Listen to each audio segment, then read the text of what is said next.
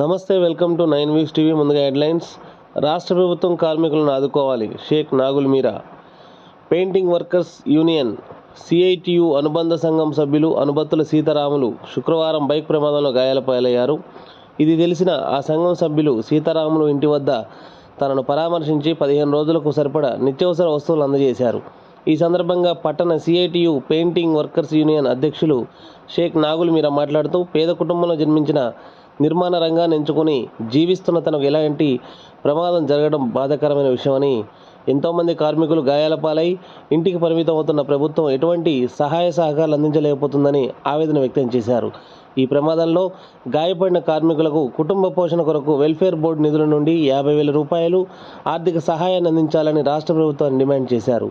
ఈ కార్యక్రమంలో సంఘం కోశాధికారి అమరబోయిన నాగేంద్రబాబు, కొత్తపల్లి శ్రీను, అనబత్తుల శ్రీను, ఉపేందర్ సైదులు, బాబా జలాల్ జానీ, శ్రీనివాస్ తదితరులు పాల్గొన్నారు.